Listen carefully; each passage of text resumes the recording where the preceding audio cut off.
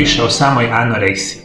Nažalost, o ovom izuzetno opasnom problemu modernog čovjeka, specijalno vezano za ženski rod, se jako malo govori. Ono što nećete vjerovati, anoreksija je jedan od onih najčešćih ili visoko potencijalnih uzroka, čak i samoubojstava, specijalno kod samih žena, a sve je uzrokovano sa percepcijom fizičkog izgleda specijalno žena, ali sve više i muškaraca u modernom svijetu. U današnjoj emisiji ćete saznati zapravo što uzrokuje samu anoreksiju i koji su rani simptomi koje bi vi možda kao obitelj ili ukućani trebali primijetiti kod određene osobe, pa sa određenom ranom intervencijom da značajno ovu situaciju pokušate riješiti i pomoći ovakvoj osobi.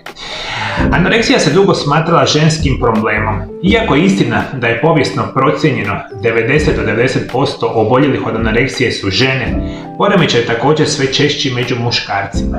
Danas se smatra da oko 1% svih žena koji žive u razvijenim zemljama pati od anoreksije nervoze, što je čini jednom od najčešćih psihijatrijskih dijagnoza kod mladih žena, također jednom od najsmrtonosnijih.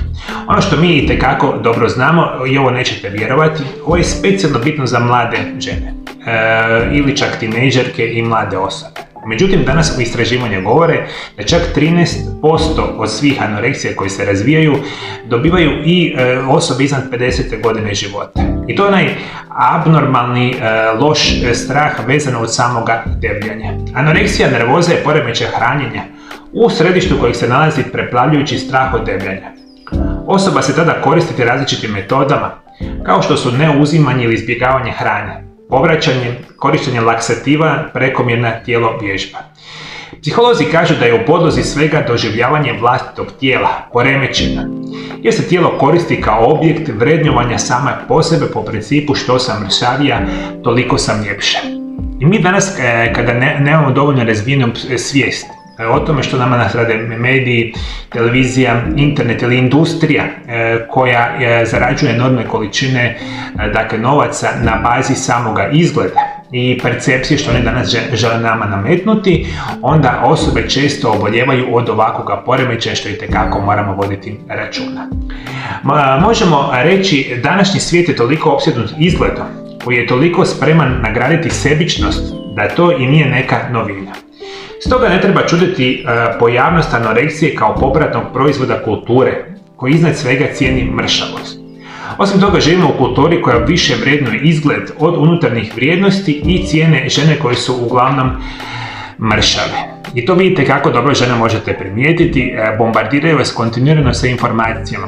Što ste mršaviji, tim ste kao zgodniji, tim ste privlačniji i prije svega rekli smo što je potpunosti pogrešno, puno se više cijeni kao vanjski izgled nego zapravo izgled iznutra, što je naravno savršena formula da jednog dana obolite od poremećaja kao što je anoreksija. Možemo ići svakodnevno na tiskovine i različite televizijski magazini obasjaju pričama o kultu mršavosti i teškom usponu supermodela kao javnih ličnosti. Žrtve su uglavnom žene, gube na težini kako bi oponašale fizički uzor. No u tome je zapravo dio problema. Iako je problem mnogo složeniji i treba ga promatrati u širem kontekstu društva. Izgleda je problem i mnogo dublji. Do anoreksije dolazi kod osoba niskog samopouzdanja ili perfekcionista koji nikada ne uspijeva u cilju postizanja samoga savršenstva. I to je onaj abnormalan fokus osoba na fizički izgled. Vi, ukoliko specijalno žene, kontinuirano želite pokušavati idole vaše glumce, glumice, modele, kako god, što je potpunosti nerealno, i njihov prikaz putem televizije, interneta i medija je potpuno umjetni, onda vi itekako možete oboljeti od same anoreksije. Ono što možemo reći kako to da će neka djevojka postati anoreksična, a druga neće. Razlika je samo u tome koliko od toga društvo govori što treba shvatiti ozbiljno. Dakle, važnost obitelji i odgoja je ovdje čini se presudna. Izgleda djeca nižih klasa nekako lakše prihvaćaju životna ograničenja nego oni iz povlaštenih klasa. Prehrambeni poremećaj, u ovom slučaju anoreksija, danas postaju tiha epidemija. Iako je svima nama čini se to događa negdje drugdje ili nekome drugome. Ono što je jako bitno za reći. Postoji nekoliko nevjerojatnih podataka koje ću vam malo kasnije reći, koji govore o samoj anoreksiji, što su zapravo šokantne. Mi danas ili osobe imamo puno više problema sa anoreksijom nego što mi sami mislimo, specijalno ukoliko nikako ne uočavamo glavne simptome same anoreksije. Nije lako uočiti znakove anoreksije jer mnogi ljudi sa poremećajima prehranom pokušavaju jesti normalno kada su sa drugim osobama, ali onda jedu vrlo malo ili ništa kada su sami. Kada ponašanja vezano sa anoreksijom postanu očita obitelji i prijateljima, obično uključuju se laganje o iznosu hrane, strogo pridržavanje određenih rituala i pravila prehrane, što može biti znak ortoreksije ili često razmišljanja ili osjećaja debljine ili same neprivlačnosti. Ono što vodite računa i ovo su neki šokantni rezultati što mi danas imamo i specijalno iz studija vezani za Sjedinjene Američke Države i Sjevernu Ameriku, izuzetno veliki postotak, dakle zapravo je šokantan postotak, dakle osoba koji imaju anoreksiju na dugi vremenski period koje kasnije završavaju sa samoubojstvima, što je nevjerojatno bitno za reći. Možemo reći jedan od 5 smrti od anoreksije je samoubojstvo. 50 do 80% rizika za anoreksiju i bulimiju su genetski. 33 do 50% pacijenata sa anoreksijom ima poremećaj raspoloženja kao što je depresija. Oko polovice pacijenata sa anoreksijom ima anksiozne poremećaje, uključujući opsesivno-kompulzivni poremećaj i socijalnu fobiju. Najmanje 30 miliona ljudi, osoba svih dobnih skupina i spolova pati od poremećaja prehrane u samom SAD-u i poremećaj prehrane imaju najveću stopu smrtnosti od psiholoških poremećaja. Jer puno puta rekli smo ta anoreksija vezana za psihološki status, što je jako, jako loše. I zato ovi od ovih simptoma koji ću vam danas napomenuti ukazuju da možda, a vi to niste ni primijetili, osoba u vašoj okolici, možda vama bliska osoba, ima samo anoreksiju. Prije svega uobičajeni znakovi i simptomi anoreksije su sljedeći: drastično namjerno mršavljenje i česte promjene težine. Oni bez poremećaja prehrane obično održavaju relativno stabilnu težinu ili polako dobivaju na težini kako stari. Ali česte promjene na težini mogu biti vrlo ekstremne, su znakovi upozorenja na poremećaj prehrane. To je ono što se jako često događa. Vi vidite da određenu osobu u kratkom broju tjedana, možda i mjeseci, značajno smršavi. Kada prođe period mršavljenja, počnu ponovo značajno jesti i onda se jako brzo debljaju. Onda vidite osoba koja ima poremećaj prehrane kao što su anoreksija, značajno gube i dobivaju na kilaži tijekom jedne godine, što je jedan od znakova da je u pitanju sama anoreksija. Ozbiljno ograničavanje potrošnja kalorija i obično vrsta hrane koja se jede. Intenzivan strah od debljanja, što često dovodi do obsesije i tjeskobe. Upuštanje u neobična i uporna ponašanja kako bi se spriječilo debljenje. Pokušaj poštivanja krutih prehrambenih navika često je među anoreksičarima. Na primjer, pravila mogu uključivati samo jedenje u određeno doba dana i konzumiranje vrlo malog broja kalorija. Ono što ćete primijetiti kada osoba ima problema poremećajem prehrane, kao što su samo anoreksija, često osoba kada pojede hranu ima veliki osjećaj krivice zašto je pola hrana. Jer je to opet vezan za psihološki aspekt i izgled i samo debljenje. Dakle, velika krivica uopće zašto se jede može ukazivati na to da osoba ima samo anoreksiju.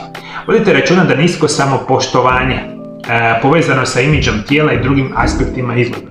Nemogućnost uvažavanja posljedica poremećaja prehrane, uključujući ne želeći primiti pomoć ili priznati problem.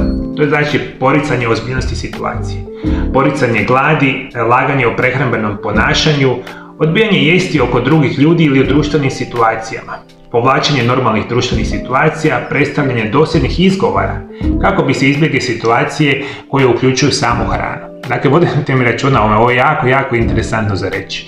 Dakle, osobe koje imaju anoreksiju jednostavno izbjegavaju hranu, kasnije počinju izbjegavati društvo, sve iz svog psihološkog poremećaja. Još jedna interesantna informacija. Danas studije pokazuju da osobe koje imaju anoreksiju izuzetno čestom broju slučajeva pretjerano vježbaju. Dakle, ne jedete, zapravo vježbate izuzetno puno, što značajno čak i opterećuje vaše tijelo i organizam. Ekstremna briga o hrani, ekstremno razmišljanje o debljanju, krivica zašto uopće nešto jedete i onda još poslije svega puno puta često i prekomjerno vježbate.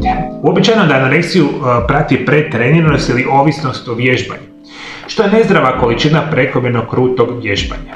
Vežanje se smatra načinom sagorijevanja kalorija i sprječavanja debljanja, što pomaže u smanjenju straha ili tjeskobe.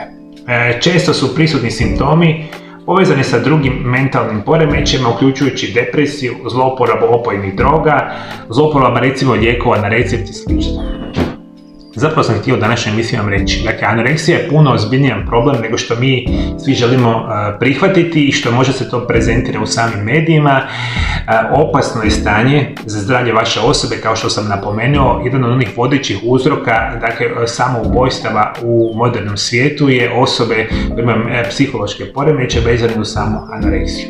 Ajde molim vas, ako znate neku osobu, možda u vašoj okolici, ukoliko ste primijetili ove simptome, pokušajte aktivirati sve moguće alate da se ova osoba vrati na nekakav ispravan put, da počne razmišljati o zdravom načinu života, zdravom izgledu i da ne pratimo sve ono što nam govore mediji, internet, televizija. Ja bih čak rekao jako malo, da imamo puno više samopoštovanja prema svome izgledu i tako svi ovih idoli koje mi gledamo danas putem medija, televizije i interneta nisu realni, ni čak kada oni žive sami sa sobom.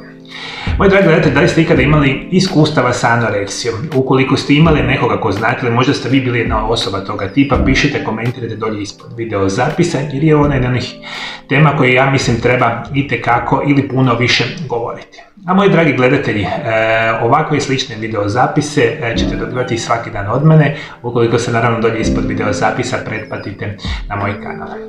Koji je najzdraviji režim prehrane koji danas mi znamo, koji značajno može poboljšati vaše zdravlje, pa tako i spriječiti samu anoreksiju, otkrite ovom video zapisom pored mene. Hvala najljepše što me pratite me i dalje. Druga emisija, vam želim lijep i ugodan pozdrav.